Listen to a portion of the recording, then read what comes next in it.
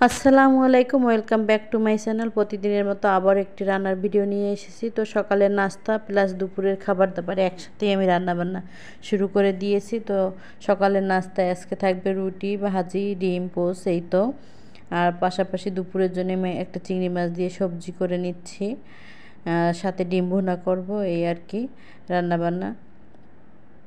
ছুটির দিনে আসলে আহামরি কোনো কিছু খেতে ইচ্ছা করে না। তো এখনকার আলুটা বেশ শক্ত, তো আমি প্রথমে একটু আলুটাকে সুন্দর করে কষিয়ে নিলাম চিংড়ি মাছ দিয়ে, তারপরে সবজিটা দিয়ে দিলাম। গতকালের মতো আজকেও আবার আমি মিক্সড ভেজিটেবলই করতেছি, কারণ আসলে সবজি এই গরমে খেতে ভালো লাগে, মাছ মাংস একদমই খেতে ওই রকম ভালো লাগে না। আর বাসায় তো একেবারে মাছ আমরা খেতেই পারি না, এমন একটা ব্যাপার হয়ে গেছে চিংড়ি মাছ ছাড়া। তো সবসময় আমাদের বাসায় ছোটো চিংড়ি, বড় চিংড়ি এগুলোই খাওয়া হয়। তো আমি আজকে সুন্দর করে সবজিটা বসিয়ে দিলাম। আর এই যে রুটি, আমি আসলে রুটি করার ভিডিওটা নেওয়া হয় নাই। তো রুটি যখন একদম সব শেখা শেষ হয়ে গেছে তখন মনে হলো একটু ভিডিও ক্লিপস নেই। তো যাই হোক, রুটিটা কিন্তু আমার হয়ে গেছে, ভাজিটাও হয়ে গেছে, আর এই যে সবজিটা প্রায় হয়ে গেছে। রান্না করতে করতে আমি অনেকক্ষণ বসেছিলাম, মানে বাবু ঘুম থেকে উঠে গেছে, তাকে আমি ঠান্ডা করে গোসল করিয়ে খাইয়ে দাইয়ে দিয়ে এসে আবার বাকি রান্নাটুকু করছি। আসলে আমার মতো এরকমের অনেক সমস্যাই হয়েছে, যে যাদের ছোট বাচ্চা আছে সেই সব মায়েরা অবশ্য বোঝেন। তো এবার আমি উপর থেকে একটু জিরা পাউডার ছড়িয়ে দিচ্ছি, কারণ আমার তরকারিটা একেবারেই হয়ে গেছে। আর এই রকমের আমি পাতলা ঝোল ঝোল করেই তরকারিটা রান্না করছি, বেশি একটা ঝোল টানাবো না।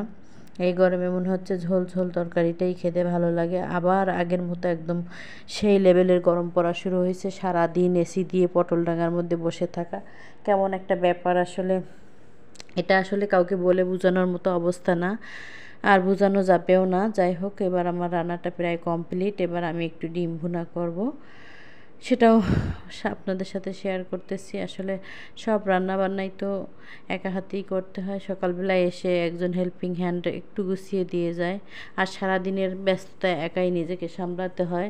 আর বাসায় একেবারেই কেউ নাই, ছোট্ট একটা বাচ্চা আছে, নিজেকেই সব কিছু সামলিয়ে নিতে হয়। আর আসলে সেটাই আসলে করা একেবারে এই গরমে অনেক অনেক মুশকিল হয়ে যায়, কারণ একা একা না বাচ্চা সামলানো, আর যাই হোক বাচ্চা সামলানো পসিবল না। বাসায় একজন কেউ থাকলে মনে হয় যেন 10টা মিনিট কিংবা আধা ঘন্টা বাচ্চাটা অন্য কেউ একটু রাখলো, মা একটু রিলিফ পেলো। কিন্তু আসলে সেটা আমাদের পক্ষে এই মুহূর্তে সম্ভব না, বাসায় এসে কেউ থাকতে পারে না। আর বাচ্চা ওই রকমের বাহিরের লোকের কাছে দেওয়া যায় না, নিজের একেবারে আস্থাভাজন লোকজন যেমন মা কিংবা শাশুড়ি এই টাইপের কেউ হলে যে দেখা গেল একটু মা একটু রিলিফ পায়, যে বাচ্চা খেলাধুলা করছে সেই ফাঁকে একটু মা একটু রেস্ট নিল। তবে নুহা নাইফার বাবা অনেক সময় আর কি, আমি যদি খুব টায়ার্ড থাকি তো বাবু খেললে বলে যে তুমি এবার একটু রেস্ট নাও, আমি ওদেরকে টেক কেয়ার করতেছি। এই আর কি, কী করবে, সেও তো সারাদিন অফিস করে, অফিস থেকে এসে তার পক্ষেও তো বাচ্চা সামলানো পসিবল না। কিন্তু ওর বাবা ওদেরকে অনেক অনেক সময় দেয়, সারাক্ষণ বাইরে নিয়ে যাওয়া, ঘোরা। আর সারাদিন অফিস শেষ করে এসে সন্ধ্যাবেলা বাচ্চাদেরকে রিকশায় করে নিয়ে ঘুরবে, গাড়িতে করে নিয়ে ঘুরবে, যতটুক পারে তার পক্ষে যতটুক পসিবল আর কি করা।